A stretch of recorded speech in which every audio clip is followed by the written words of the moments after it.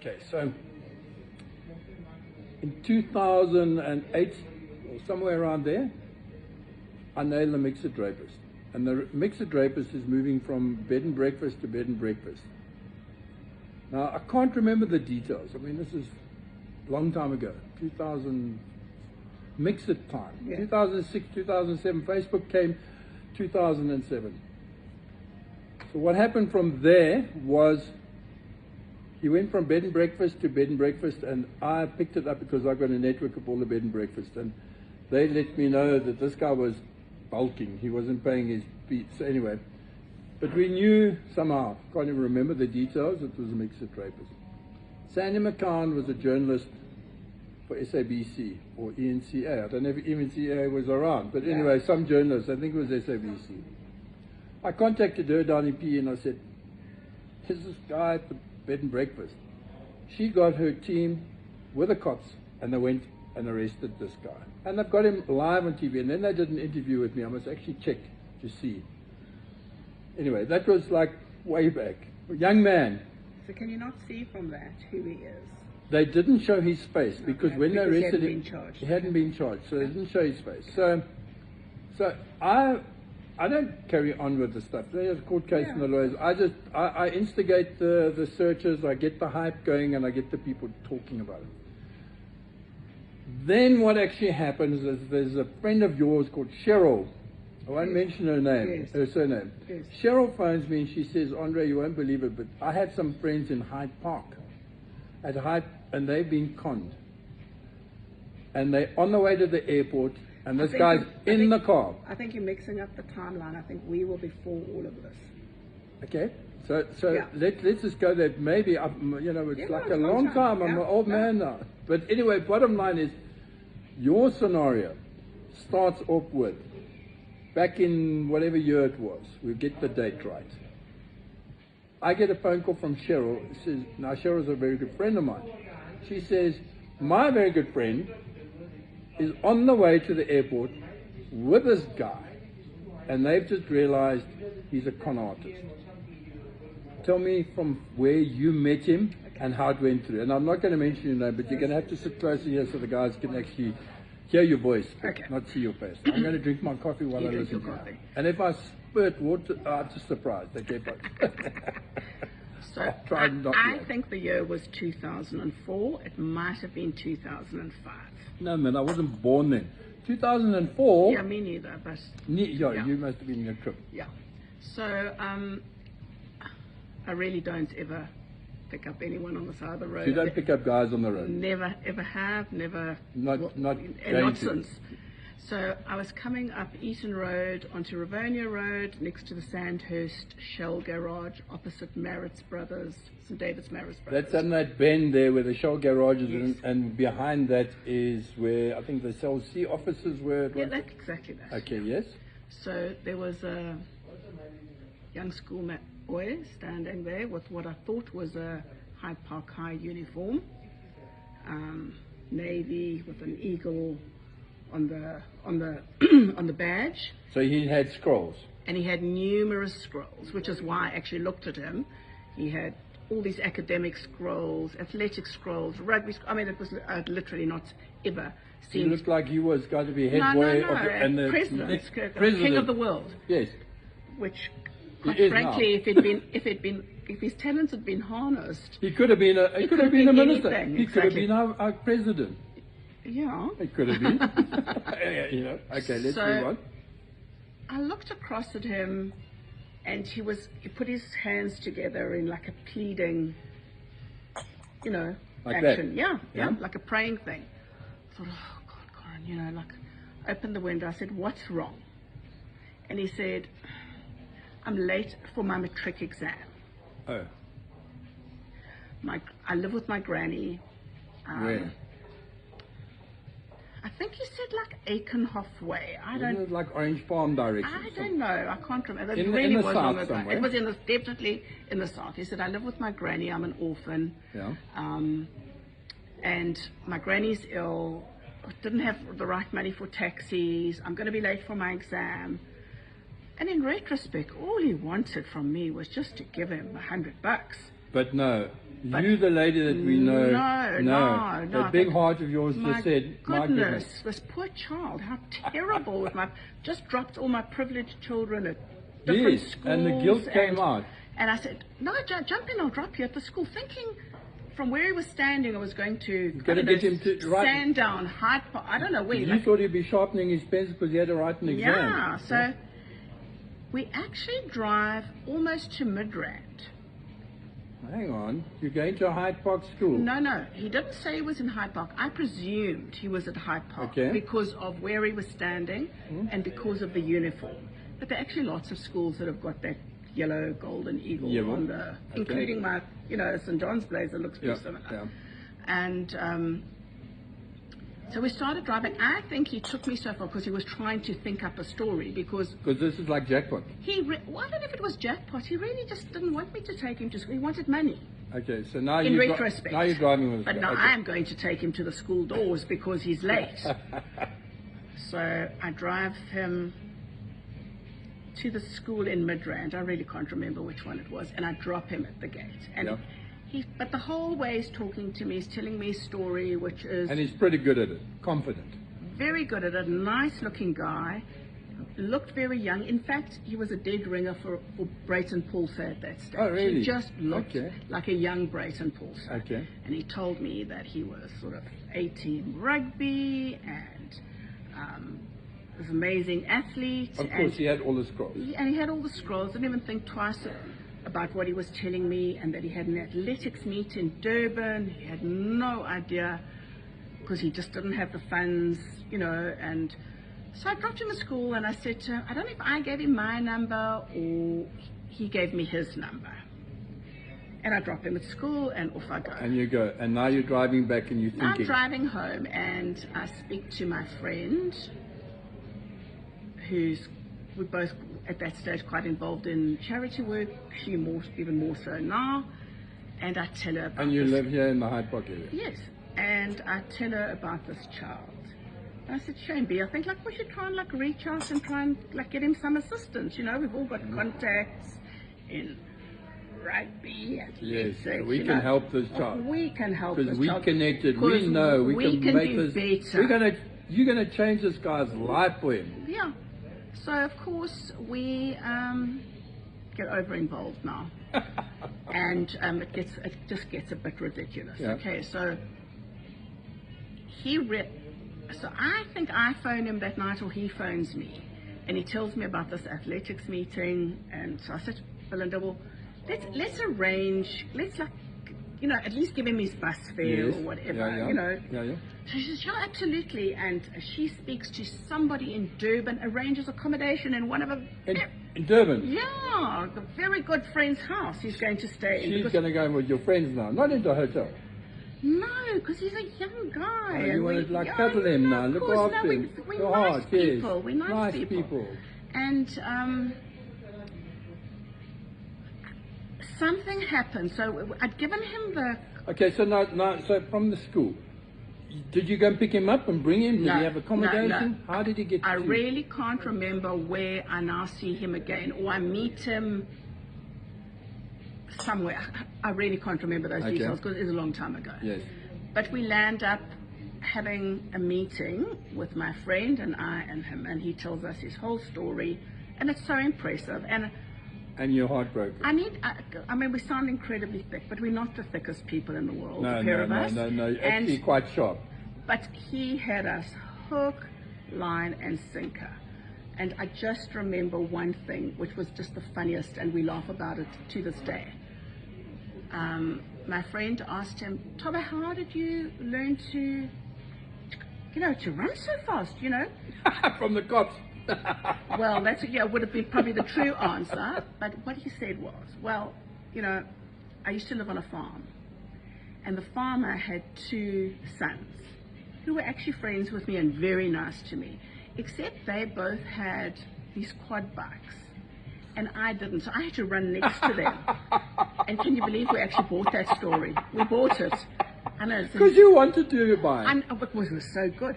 don't think we went home and shouted at our kids and said, "You such Yeah, you spoiled spoiled little brats. Get out here and run next to the Exactly. car to school. Exactly. Don't It was- damn it was give a me bit like this that. nonsense. So something happens, and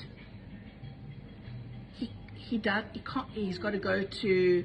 I think we give him like his 200 rand for the bus to Durban, but he's obviously spotted these aunties and thought, Yeah, these aunties. I can reel I these can aunties get some more in yeah. here. Yeah, let me just hang around.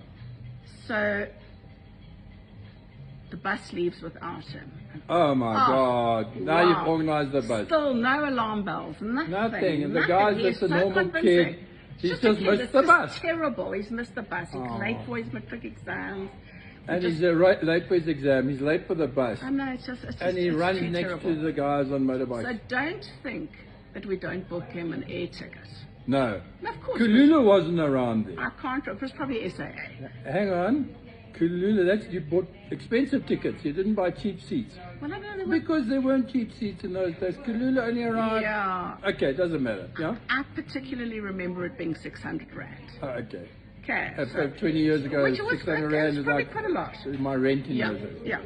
So we organise this ticket. I meet up with him, and we take him because the poor child can't go to Durban starving. No. We take him to the Mug and Bean in Peter Place, Yes. and we buy him breakfast Oh, yes. before I take him to Oh. and Belinda gives him a cell phone Yes. and says, you know, if you've got any problems, here's. He has a cell phone. Because he says no, his cell phone's The got cell phone, stolen no and airtime, whatever. yeah? Yeah, so Belinda had an old cell phone somewhere, brought it along, and off we go to the airport. And as I'm driving, and I've got a fancy car, and it was just when those phones that were all interconnected. Oh, so and- you're now yeah. you're hands-free. Yeah. So Oprah just come out and said we need hands-free. I Yeah. remember that, yeah. So we're driving along the road to the OR Tambo, and I say to him, "What position do you play in rugby?" Oh, that's a trick question. And he's a little guy, Yeah. a little guy, Yeah. and I'm expecting him to say that on the wing because Brayton would have played there. because you're small and fast. Yes. I know. yeah, I know you enough. know a little bit about He rugby. says, "No, I'm inside centre," and I thought, No, that's a little too Uh-uh. small. And as I look at him, I see that he's got a pierced ear, no earring. Yeah. But he's got a pierced ear, which for me just didn't, Back in the day. well, it didn't kind of go together with a very religious guy brought up by his grandmother at school with an earring. It just, and I suddenly thought, oh, I just had the sinking feeling. Yeah. And with that, my phone rang. Oh, yes. And I saw it was Belinda. Huh? And I actually took it off the hands-free. Okay, so that's. I just had an Yes. instinct, Oh, okay. look here. My hair. So- Because this is where it starts now. Because I'm not as actually as thick as I sounded Because in the beginning. you took away all of that niceness out of you, Yeah, and the but, real woman came out of I you. think, yeah, I am in this car with this kid, and no one actually, besides my friend, knows where I'm going. Yeah, and you. And so the phone rings, and I pick up the phone, and she says, "Corin, we have a problem." And I said, I think so. And she said, "I'm sitting with Cheryl, Mhm. and I've been telling her the story." And she said, no. Oh, Cheryl's wide awake. Let's phone Andre, because Andre has Who's put this this guy? on Who's this guy? It couldn't have been Facebook. I think she said No, on but I did Facebook. it Facebook 2007. Okay, so she said No, somewhere, you were a member of my Blockwatch team. maybe the E-Block. Yes, that's that what was it a Blockwatch, and Yes, Cheryl that's was a member exactly of what mine. it was. Yeah, so It was she on said, I know this E-Blockwatch. guy does this She stupid said, stuff. there's a story going around on E-Blockwatch that with this exact modus operandi. The guy that was conning people. Yes, generally woman, Yeah. and wears a school uniform with Yes, all yeah, these yeah, scrolls yeah, and yeah. whatever. So I said, okay. So I slowed down. She says, listen, they're arranging the cops to meet you at the airport. Hey, how sharp is that? I know. Can you imagine trying to do that today? No, I mean, geez, you're connected, eh? Well, very You, connected. Cheryl's Yeah. connected to you, connected Yeah. to me, I'm connected. Oh, this connection is unbelievable. So we eventually get to OR. You pull up at Tambo. now your And hands all are, he now wants you're me quiet. to do, all he wants me to do is drop him off Yes. with his cell phone His kids. We've probably given him money as well. And I heard that you bought him clothes. And I heard he had kids. No, we didn't buy him clothes. We didn't buy him clothes. Okay. But didn't he sleep at your homes as well? Never, ever. Okay. No, that was So somebody the story else. is No, probably- that was somebody else. I'll tell you. Okay. So I said, no, you know what? I'm going to see you in. Because now I'm a little bit pissed off. And I want to see the cops grab this little so-and-so. So we park in the underground and we walk. And you must think, Jesus, how do I get rid of this woman? I mean, she's too much. All She's so kind. I just want some money from her. I wanted money from a garage, and now I'm saying, I've got to fly to Cape Town. In the meantime, my phone had been ringing all the time, and I was talking to people, and I think he was suspicious. Yes. And I was speaking to whichever policeman you'd organised. So I sorted them out, and I said, wait there, this is your car registration, you're going to be pulling up, and I actually told you to pull up at the spot. If I remember correctly. No, they said they'll be waiting for you at the escalators. Okay. So we walk in, and as we get to the escalators, police come forward and they grab him. I say, thank you very much. I'll have that cell phone back. And I'll take my pocket money back. I don't think. And my sandwiches and my mug and bean coffee. I thought I'd take the cell phone back. And we have a big laugh about it. And we go, what stupid bored housewives are we that we get into nonsense like this? Big laugh. Everybody's laughing at us. Trying to be nice, eh? And because my friend's husband is a well-known media personality, someone picked up on the story, and the pair of us landed up on the front page of the Sunday Times that weekend, which was incredibly humiliating because we got phone calls all weekend long saying... for being a nice person. No, like I need an etiquette. It went on all weekend. No, but hang on. You came back from the airport. Yes. You went to Hyde Park School. No. Who went to Hyde Park School? That was next. Next? Okay. Next. Because that's where so I was. So now he's arrested, and I'm thinking, well, I'll take this child in my... I don't know that much about the state in those days. Yeah. I believe the police would take him, and he was a child, and he would go into some kind of a reformatory, and they'd give him some lessons. So the police have now arrested him and taken over, and you're completely satisfied. You've done your job as a South African. Absolutely. You're being kind. You did the right thing. This is the Rainbow Nation. You're going to be the good South African. Everything is just the perfect story. Yeah, so now we've got over our humiliation, well, not quite over the humiliation of the being nice, weekend. You don't have to feel bad. But everyone's laughing at us. So everybody's phoning you. No, it was a very bad weekend. It was just like, we just had to suck it up. I mean, my friend even got calls from Australia. So, it's just kind of forgotten, and at home, I think it was the Monday or the Tuesday, literally of the next week, literally days away afterwards. What happened? Another girlfriend who's had a good laugh at our expense phones me. She says, Karen, your friend. Your friend. Does he wear that the badges? She says he's standing on the corner of Cleveland and Killarney. Where the hell is that? So right here in Hyde Park. Right behind this, where we are now at the Hyde Park Hotel. Behind it, yes? Yeah. Standing on the corner of Cleveland and Killarney. I know it's the same guy because he looks like Brayton Fulser. Yeah. And she says Brayton's standing on the road. Yeah, she says it's your guy and he's back, and I think impossible. No, he's not this guy. Impossible. You dropped him at the airport. He's going fishing or flying. No, he's with the cop. He's in jail again. Monday or Tuesday. He's out of jail again. Okay, yes. So this is sort of Monday or Tuesday of that weekend. I mean, it's literally 5 days since he was arrested. Can't possibly be on the street with the same blazer. So there's a friend of my husband's at the house, and I say to him, "Oh, just come with me, just in case, you know." And we jump in. It's literally around the corner, literally 2 blocks from our house. And we go up there, and there, lo and behold, is this man. Is the same kid in the same blazer.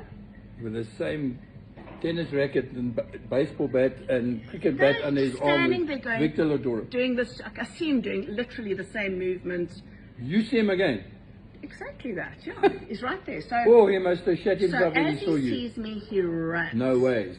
But now... He's not as fast as you thought he was, because you went out for him. My husband's friend, who's now pissed off, jumps out and chases him, tackles him, into the garden.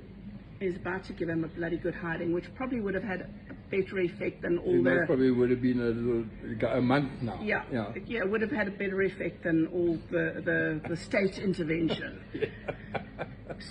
So as he's about to just lambaste him, 3 cars pull up.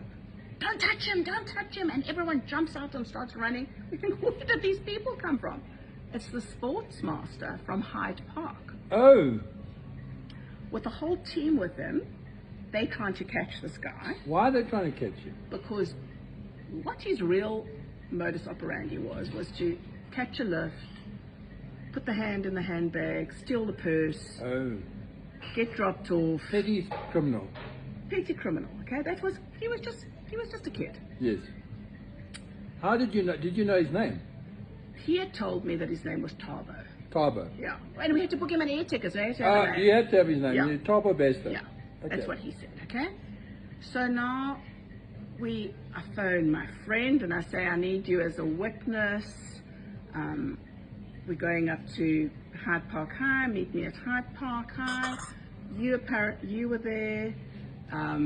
We went into the headmaster's office, Yes, into the boardroom, yes. We sat down there. And there we had And your the- media personality's husband sitting there. Won't mention his name. And the cops and whatever. the cops were sitting Okay. there, and we all sat there. And Thabo was there, and we spent from about So the amazing morning thing was there. that they had never, I think they didn't take that blazer away from him when they arrested him at the airport because he didn't have it with him. Because remember, he was going to Durban. So he probably just had it, and he wasn't going to Durban for an athletics meet. So No. he probably had his casual clothes, was going to have a weekend in Durban, con a few people there, come back. Fly back again. Yeah. Yeah. So now he's properly arrested. And we're told that they've taken away that blazer. So this is the second time in a week that he's been Second arrested. time in 5 days, he's arrested. And we think that's the end of it now. He will, you know, You hand him over to the state and you say, and it's you've over. done your job and you're happy because Yeah. he's with the cops. Yeah, and the cops are good. And it's they can over. handle it. And it's over. Yes. And they assure me that they're destroying that blazer, that he no longer has this Yes. method of Conning. people. But because of the Sunday Times article, my friend gets calls from other people, other women that have been conned. And one of them had given him 10,000 rand, which in those days was 10 grand. a substantial amount A of money. Hyde Park mother. No, she wasn't. She So it's was not- like from Bryanston or Oh, we Fourways. give him Bryanston. Yeah. No, couldn't have been Bryanston. Yeah. Fourways, must have been a Maybe Fourways Fourways, mother. Yeah. okay. Anyway, very nice lady and incredibly humiliated. She'd even let him stay at her house a couple of He times. stayed there. Has she got daughters? I don't know. Anyway, it doesn't But- matter. Just my mind's just Yeah. running away with Yeah. me. Okay. So, Belinda speaks to this lady, and we're going, Jesus, we got away lightly, you know what I Yeah. mean? And what a little so-and-so. But his stories are so good that Yeah. we just look, we say, this kid is so clever. Like, somebody should just harness his talent. Anyway, end of story. Gone out of your Gone life. out of our life. Missing in Years action. later, because I am a bit of a news junkie, Yeah. I'm reading online news and I see Thabo Bester, the Facebook rapist, has been arrested. Yes, but now this is like Years and 10 years. years in 2010, 2011. Something and like that's that. very close to the time I arrested the mixed rapist. Now, I'm still trying to get somebody to help me and find out whether that is the same same guy. person, yeah. Because the Modus dates are operandi. very good, Yeah. but he was arrested in PE, but then the internet says the Facebook rapist was arrested here. And so I'm trying to put those two together. But I'll tell you something very interesting that happens to me then. A cop phones me, and I don't know who he is. He says to me, Andre, you know that guy that you had arrested, or your friends had arrested back in the day, and he was a con artist, and his name was Thabo Bester. That is the same guy who is the mixed rapist, and he's the same guy who's the Facebook rapist. Well, I recognized him I know. immediately. I'm trying to work from out. Maybe one of the cops would do some work Yeah. and crop around Yeah. and find out. Can't what- be that difficult. No, I mean, just type in So- his number. There was a picture of him. If you'd have asked me at that point what was that kid's name, I would never have remembered it. Yes. But as I read Thabo Bester, because it's an unusual, Yeah. it's a mix of a, you know. But Thabo's at his best doing these cons, Yeah. So I phoned my friends and I say to her, just look at this. It's before the day, it's I think before WhatsApp when we just sent articles to each other. I said, go online and look at this. And she goes, and we're going, oh my God. He really developed into a fantastic character, didn't he? Because he'd even murdered someone. So I said, well, just as well, he was only a kid. He was only starting to warm up. Yeah, he was only a kid. And gee, can you believe that this is who we were involved with? And all of 2 days. But the funny thing was that because I took that cell phone back, You had numbers. so I'm going back to 2004 now, I switched the phone on and the numbers come up, so I start phoning numbers because I'm a bit of a frustrated detective at the best of times. So aren't we all in South? You have to be in South Africa to survive. To get any kind of justice. Yeah, I mean, even get your SABC license paid, you've got to be a detective. Yeah? Exactly that. So I start phoning numbers on this phone, and they're mostly children, very young people. And I don't know, I can't remember what story I give them, but some of them won't talk to them, a lot of them do. No, then I said, so who do you know from this number? And they say TK. It's TK. It's TK's number. So I'm thinking Thabo Bester isn't his real name. I think he's TK something. So and I think that's my gut's instinct to this day. So TK's been his alias since 2004. Since 2004 to now. Yeah. Okay. So I speak to a few people and they say, no, he arranges these music events and he's a music promoter. And he's a school kid. And that was back then he was doing music promotions. Yeah. So he says he does these events and these promotions. So I think he just probably got better at what he'd been doing as a child. There was one phone call that particularly sticks in my mind. Thabo, TK, had told me he often stays at a friend's house, and his friend's name was something, I can't remember, but I found that name on the phone. And I phoned and I spoke to him and I said, I want to speak to your father. And this gentleman came on the phone and I told him the story. And he said, literally, he went, oh my God, this kid has been living in my house. He said, and now I'm going to tell you something you can't reveal to anyone because I will lose my job. He says, I am Nelson Mandela's bodyguard. He said, and if anyone found out that I was this stupid, I would lose my job immediately. He said, so don't feel bad. This is a very clever guy. He had me, a trained professional, fooled. And that conversation has stuck in my mind ever since. Can you believe that? So definitely the name TK, which my gut instinct tells me is his proper name. Maybe he came up with Thabo Bester for us. Maybe he'd never used Thabo Bester, because nobody knew him as Thabo Bester on that phone. They knew him as TK. Being a bootkie, hanging out with the rugby players, fits in better with that? I just don't know. So I read in the Sunday Times that he had stolen an identity from a Thabo Bester who was in jail.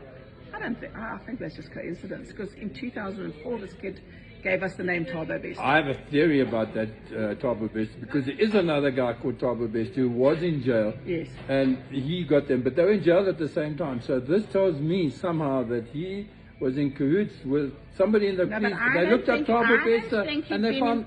I don't think he'd been in jail by the time he gave us the name Thabo Bester. He was a kid. No, but shit. The cops told us they couldn't prosecute him because he was under 18. But this guy's been done some... Okay, so carry on. I want to jump into another story, but I don't want to start now. I read that story about that Thabo Bester that was in jail, and he says his identity's been stolen. No, but you know what? You go to the cops. If you're in the cop and you type in Thabo Bester, boop, it pops up and the guy says, oh, but there's another Thabo. Are you this Thabo? Are you that Thabo? He's older than him. So who cares? The cops don't see age. I don't want to go so there. I'm thinking that TK name, and I saw a surname in the newspaper, TK something, is probably his real identity. But that's just a gut instinct. I really don't know. There is so much information about this guy. He's got so many ID numbers. He doesn't even his mother doesn't know whether she gave birth or she had a cesarean. I'm sure it's like, it's like. And then just a year or so ago, reading the news again, and I saw that he'd burnt to death in his cell. How sad. And I went, oh yeah, okay, that's probably the right outcome. You know what I mean? Like, you know, karma. Yeah. In So, a cell, in his own story. private karma. And then very shortly after that, my friend said, I've run into Andre, and he says that this guy is out and about. And When I he said, burnt in, no, he's out and about, and I got so excited when I saw, because I saw walking out of Willie's, and I said, I want to tell you about your friend. I know. Because nobody, I was chasing this arsonist around here, Yes. and they said it was a bullshit story. So I'm very scared of people thinking that I'm bullshitting, because sometimes I think, where do I get all of this stuff from? Whack job, yeah. But you know what? I've been telling journalists, and I've been telling the cops, and I've been telling people in the court that my next story is going to be the Facebook rapist. And they think, oh, well, Andre, he's lost it now. So, I keep quiet about that. And then when I'm at a dinner party, I start telling people, and I hear them mumbling off somewhere else. And I say, well, maybe they just like don't want to hear my cuck stories anymore. And I said, this is the best story that is ever going to hit the news. It's a Netflix story. Just have another beer. No? You know what? You know what? When this guy died, when he died, even though, should I know so much, I can't even tell you here. I knew straight away that this wasn't the guy. And I also knew a week later he contacted somebody, and I know this person knows him, and she said, we knew then already. Yeah, because he was alive. That was months ago. That was a year ago. But okay, so I've been following him again since last year, December. Yes. January. Last year, January. And he was around the corner from me. Last year, January, this guy's got a boarding pass. What do you call it? A boarding school pass. You know when you get leave, it's boarding school. You go out, you come. He was in and out of jail. Yes. And he had so much.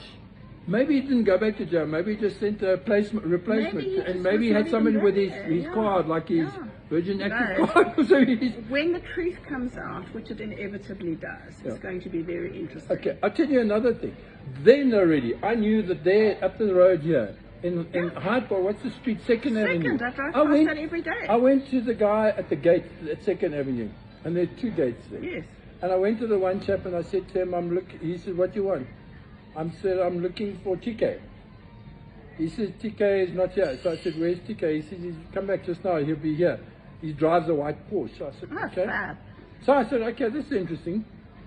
My TK, because I wasn't sure whether this guy, the information I had now was bullshit because he's meant to be in jail. And I'm trying to establish if this person is telling me he's got it confused. Yes. Because he is confusing character. Yes. So I go back and I go and look there. And I look over the wall and I see there's a house that's been demolished. And now TK lives in this house. There's a house next door that's been demolished. Then I start finding out there's some doctors involved in this house and shit like. Now the story comes out with doctors, and his girlfriend's a doctor, a celeb doctor. But I saw in the Citizen this morning that it was actually her brother who said that this guy is living with my sister. But I don't even know where that came from. I've got so many more stories it's like unfolding, and as these stories come, I say, you look back and that the piece of the puzzle gets where together. Where did all the money come from? This is what I'm interested in. He was paying 72,000 Rand a month rent there, and he paid a year in advance. The guy never did a credit check on him because he paid a year in advance. Now, 72,000 Rand, you come out of jail. How does it get 72,000? How does he drive a Porsche? And in the Sunday Times, it says they left in such a hurry, left a watch over $1 million Rand. Look up. It might have just been a fake watch. No. Look, let me tell you something. I'm working with the Sunday Times. Yeah. That whole story, and we put together with this. Yes. I actually called them in. I said, I've got a story for you. And the guy said, and he said, okay, let me hear the story. And he said, no, In his 25 years of being a journalist, this is the biggest story he's ever I've done. been watching it over the weekend develop on TV, and Yeah. it's just like literally journalists No, are going. no. I Then don't know there's a if guy from Ground Up, I don't know who Yes. he is. He started doing this stuff, and I said, okay, well, he's onto it now because. Yes. But we were onto it last year really, and nobody would listen Yes. to my story because I've Sounds gone crazy. cuckoo. I'm crazy. This ex-art is dead, man. He's gone and be buried. There is still so much more coming out on this. I'm going to leave it now because we've been talking for 35 minutes and I don't know how to download it. But shit, this is an amazing story. And hang in here because you and I are going to catch this guy. We're not going to catch the guy.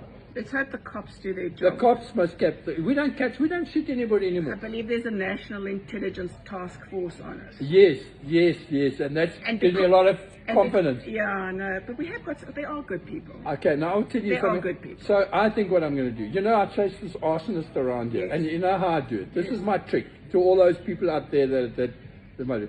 First of all, I pick up trends, and then I sort of like say, this is what's happening, and the guy says, oh, Andre's lost it again. Then I say, okay, cool. Then I get a journalist to like put their toe in the door and be brave enough to write what they think is bullshit. So they write the stuff, and then the cops say it's fake. So now they're too scared to write my story. So they first get the second source, and the cops deny it. But now I go and show the journalists the houses that are burned, and then the WhatsApp groups from all the mothers in the area saying, this is bullshit, Andre's speaking Tamil, and you can see them on their little WhatsApp group. Andre's speaking shit again, he's just causing cut. Where does he get his source from? He's spreading lies. Yeah. And I think, oh, okay. So now you've got to fight the purple rinse ladies on the WhatsApp that are sitting there doing their shit. And then you're fighting the journalists who are saying you cuckoo. And then the police come. I even had a call from the insurance companies to tell me to keep quiet. And they were paying out the claims. And I said, I can't understand why. Why would you not want to Why know the doesn't truth? anybody want the truth? Yeah. Shit. Anyway, so the bottom line is that, so I do this. I get the one story going and I get the other story going and I get in the media, and once it hits the media, it takes the file from the bottom and puts it at the top.